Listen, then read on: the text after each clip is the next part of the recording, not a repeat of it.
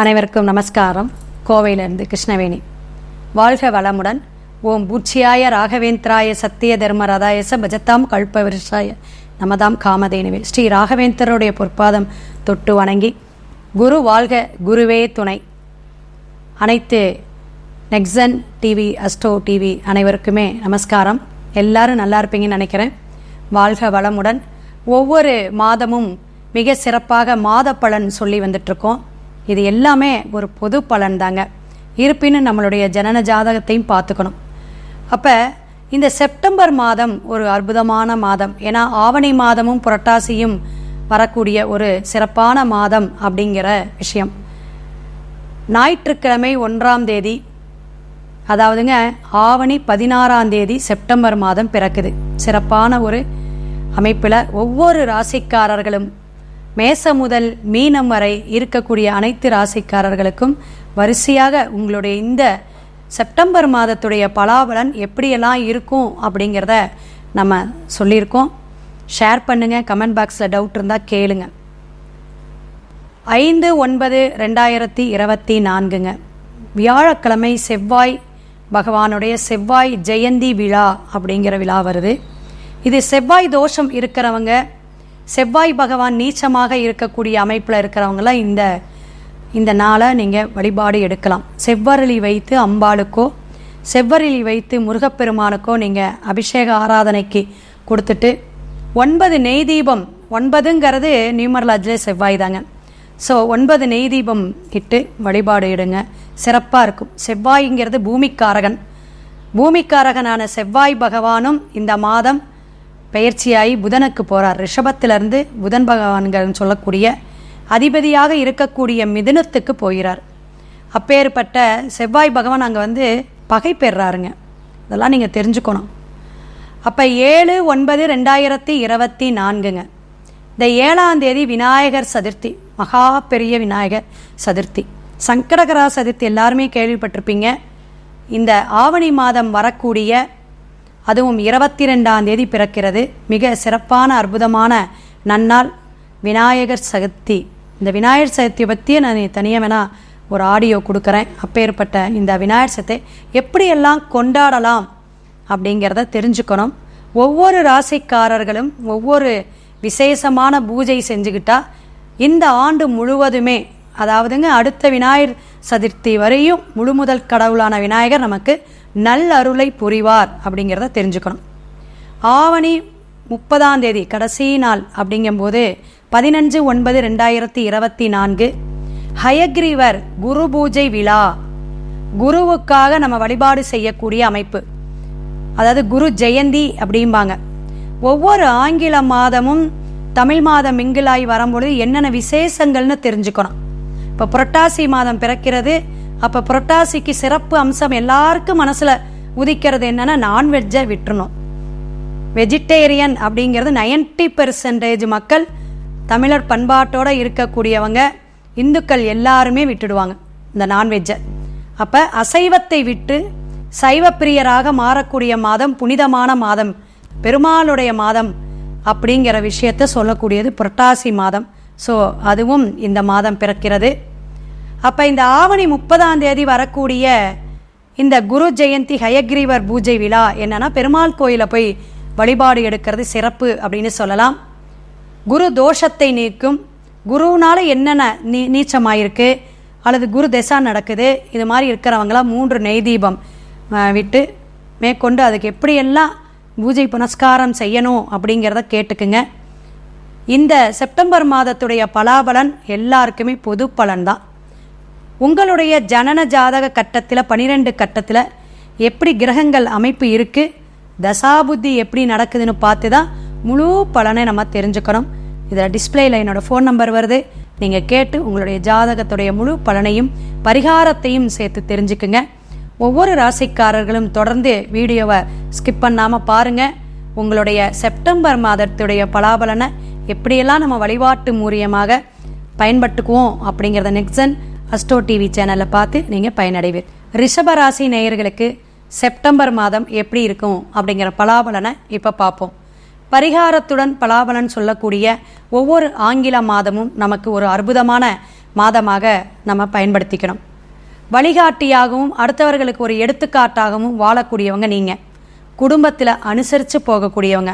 ரிஷபராசி நேயர்கள் நல்ல அன்புள்ளம் கொண்டவங்க. உங்களுக்கு குரு பகவான் ஜென்மத்திலேயே பயணிச்சிட்ருக்கனால தொழில் சார்ந்த பிரச்சனைகள் அல்லது தொழிலில் ஒரு வெற்றி, வருமானம் இதெல்லாம் கொஞ்சம் தடை தாமதம் இருக்கும். இந்த ஜென்ம குரு அப்படிங்கிற ஒரு அமைப்பு இருக்குது. இதை நீங்கள் அனுபவிச்சுட்டு வந்துட்டுருக்கீங்கிறது நமக்கு தெரியுதுங்க. இருப்பினும் செவ்வாய் பகவான் மங்களக்காரகன் உங்களுடைய பயணிச்சிட்ருக்கார். கிருத்திகை நட்சத்திரமும் ரோகிணி நட்சத்திரமும் மிருகஸ்ரீடமும் பயணிக்கக்கூடிய ரிஷபராசி நேயர்கள் எல்லாருக்குமே செப்டம்பர் மாதம் ஒரு நல்ல மாதமாக, ஒரு அற்புதமான மாதமாக அமைச்சுக்கிறதுக்கு நிறைய விஷயங்கள் இருக்குது. செவ்வாய் பகவான் உறவுகளிடையே ஒரு நட்புகள் நல்லா இருக்கும். தாய் தந்தை வழியில் ஒரு அனுசரணை, ஆதரவு கிடைக்குங்க. வருமானம் இந்த மாதம் நல்லா இருக்கும், பயப்பட வேண்டாம். 2ஆம் இடத்துக்கு செவ்வாய் பகவான் போயிடுவார். வாக்கில் கொஞ்சம் தடிமானம், கொஞ்சம் அதிகமான பேச்சை குறைச்சிக்கணும், கவனமாக பேசணும். யார்கிட்ட அப்படின்னா அதுவும் கண்டிப்பாக உறவுகளிடையே, சகோதர சகோதரிகள் இடையே கவனமாக பேசுங்க. வார்த்தைகளை சட்டுன்னு விட்டுறாதீங்க. இதனால் வம்பு வழக்குகளை நீங்கள் பிரச்சனையை நீங்களே ஏற்படுத்திக்க வேண்டாம். ரிஷபராசி நேயர்களுக்கு குழந்தைகள் நல்லா படிப்பாங்க, ஆரோக்கியமாக இருக்கக்கூடிய விஷயம். தாய் தந்தை அம்மா அப்பாவுக்கு இடமாற்றமோ ஒரு நோய் நொடியோ கொடுக்கக்கூடிய காலகட்டமாக இருக்குது.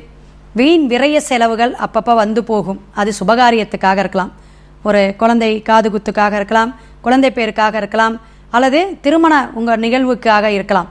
இதுபோல் சுபகாரியங்கள் நடக்கக்கூடிய மாதமாக மிக சிறப்பாக கோச்சார கிரகங்கள் பயணிச்சிட்ருக்குதுங்க. 4ஆம் இடத்துல சுக்கிரன், புதன், சூரிய பகவான் அரசு, அரசியல் சார்ந்த விஷயங்கள் லாபத்தை கொடுக்கக்கூடிய அமைப்புங்க. லாபம் அதிகமாக இருக்கும். நல்ல விவசாயத்துறையில் இருக்கிறவங்களுக்கெல்லாம் நல்ல ஒரு வெற்றியாக இருக்கும். சகல சம்பத்தும் கொடுக்கக்கூடிய மாதமாக இருக்குது. 5ஆம் இடத்துல கேது இருக்கிறனால குலதெய்வ வழிபாடு கண்டிப்பாக நீங்கள் எடுக்கணும். இந்த வரக்கூடிய செப்டம்பர் மாதம் உங்களுக்கு ஒரு சிறப்பான மாதமாக அமைச்சிக்கிறதுக்கும், இந்த ஷேர் மார்க்கெட்டிங்கில் இருக்க மறைமுக தொழில் செய்யக்கூடிய அன்பர்கள் எல்லாருமே நல்லா பஞ்சப்பச்சி பார்த்துட்டு கரெக்டான நேரத்தில் நீங்கள் அந்த பணத்தை இன்வெஸ்ட்மெண்ட் பண்ணுங்கள், சிறப்பாக இருக்கும். ஏன்னா கவனமாக பணம் கையாளக்கூடிய மாதம் ரிஷபராசி நேயர்களுக்கு அப்படிங்கிறத தெரிஞ்சுக்கணும். கேது பகவான் சில தடை தாமதத்தை கொடுத்தாலும் இப்போ மகா சங்கடகர சதுர்த்திங்கிற மாதிரி மகா விநாயகர் சதுர்த்தி அப்படிங்கிற பெரிய விழா வருது. எல்லா தமிழ்நாடு இந்தியாவே கொண்டாடக்கூடிய ஒரு அற்புதமான அந்த விழா. அந்த விழாவில் நீங்கள் என்ன வழிபாடு எடுக்கிறதுங்கிறத நம்ம சொல்கிறோம். சனி பகவான் கும்பத்தில் வக்ரமாக இருக்கக்கூடிய காலகட்டம் உங்களுக்கு அமைப்பு. தொழில் மாற்றம், இடமாற்றம் உண்டுங்க. என்ன உழைப்பு நீங்கள் உழைச்சாலும் தகுந்த ஊதியம் அப்படிங்கிறது சற்று குறைவாக தான் இந்த மாதம் கிடைக்கும். ஏன்னா வக்ரகதியான இருக்கக்கூடிய சனி பகவான் உங்களுக்கு தாமதமான வருமானத்தை கொடுக்கக்கூடிய அமைப்புங்க. இல்லை, ராகு பகவான் இருக்கக்கூடிய அமைப்பு பார்த்தீங்கன்னா மீனத்தில். கண்டிப்பாக உங்களுக்கு வெளியூர், வெளிதேசம் போகக்கூடிய அன்பர்களுக்கு விசேஷமான பயணம் உண்டு. வெளியில இருந்து நீங்கள் வரக்கூடிய அமைப்பும் உண்டு. அதே போல் அந்நிய பாஷை பேசக்கூடிய, அதர் லாங்குவேஜ் பேசக்கூடியவங்களால உங்களுக்கு ஒரு நல்ல நட்பு வட்டாரமும் சரி, உங்களுக்கு நல்ல சப்போர்ட்டும் கிடைக்கக்கூடிய அமைப்பு. இந்த சிவில் இன்ஜினியருக்கெலாம் இந்த மாதம் நல்லா சிறப்பாக இருக்குங்க. பூஜையில் நிறைய பூமி பூஜையெல்லாம் போடக்கூடிய அமைப்பு காட்டுது. அதனால் கோச்சார கிரகத்துடைய அமைப்பில் உங்களுக்கு ஒரு அற்புதமான மாதமாக இருக்குதுங்க. மகா சங்கடகரா சதுர்த்தி அப்படின்னு சொல்லக்கூடிய மகா விநாயகர் சதுர்த்தி, இந்த பூஜை எப்படி நீங்கள் சங்கடத்தை எல்லாம் தீர்க்கக்கூடியவர், வினையெல்லாம் களையக்கூடியவர், ஒரு அற்புதமான வினை தீர்க்கக்கூடிய விநாயகருடைய வழிபாடு உங்களுக்கு அவசியம்.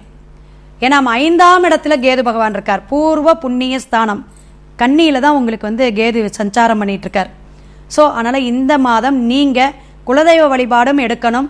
விநாயகர் சதுர்த்தியோட விழாவை நீங்கள் கொண்டாடணும். அப்படின்னா விநாயகர் 3 கால 4 கால பூஜை அபிஷேகம் பண்ணுற இடம் பாருங்கள். இல்லாட்டி ஒரு தடவை பிள்ளையார்பட்டியே போயிட்டு வந்துடலாம், சிறப்பு. செவ்வாய்க்கிழமை அதுவும் போயிட்டு வந்துடுங்க. ஒரே ஒரு தடவை போய் சாமி கும்பிட்டு வந்துடுங்க. இந்த ஆவணி அல்லது புரட்டாசி ஃபர்ஸ்ட் வீக்கிலோட போயிட்டு வரலாம். விநாயகர் சதுர்த்தி அன்னைக்கு நீங்கள் அபிஷேக பொருள் கொடுக்கலாம். வஸ்திரம், நல்ல ஒரு பட்டு வேஷ்டி வாங்கி விநாயகருக்கு சாத்திருங்க. தேங்காய் பழம், பூஜை பொருட்கள்லாம் வச்சு நெய், தீப, தூபமெல்லாம் காமிச்சு அற்புதமாக வழிபாடு எடுங்க. தானம் தர்மம் அப்படின்னு பண்ணக்கூடிய அமைப்பில் நீங்கள் நல்ல ஒரு சக்கரை பொங்கல், ஏன்னா குரு பகவான் அங்கே இருக்கார், அதனால் சர்க்கரை பொங்கல், இனிப்பு தானம் பண்ணுங்க. ஒரு 50 பேர் சாப்பிட்ற மாதிரி நீங்கள் தானம் பண்ணிடுங்க. உங்களோட விநியோகம் அற்புதமான வளர்ச்சி, இந்த வருடம் முழுவதும் இது சிறப்பாக இருக்கும் அப்படிங்கிறத தெரிஞ்சுக்கணும். ஒவ்வொரு ராசிக்காரர்களுக்கும் விசேஷமாக இந்த விநாயகர் சதுர்த்தியோடைய அமைப்பை நம்ம சொல்லிட்டு வரோம். என்ன வழிபாடு எடுக்கலாம் அப்படின்னு தொடர்ந்து நீங்கள் பார்க்கணும். ஏன்னா உங்கள் வீட்டில் 4-5 ராசிக்காரங்க இருப்பாங்க. இந்த ராசிக்காரங்க இந்த வழிபாடு எடுத்த சிறப்பு அப்படிங்கிறத தெரிஞ்சுக்குங்க. செப்டம்பர் மாதம் 75% ரிஷபராசி நேயர்களுக்கு சிறப்பான ஒரு அமோகமான ஒரு பயணமாக இருக்கும் அப்படிங்கிறத தெரிஞ்சுக்கலாம். வாழ்த்துக்கள். சிவாய நம. திருச்சிற்றம்பலம்.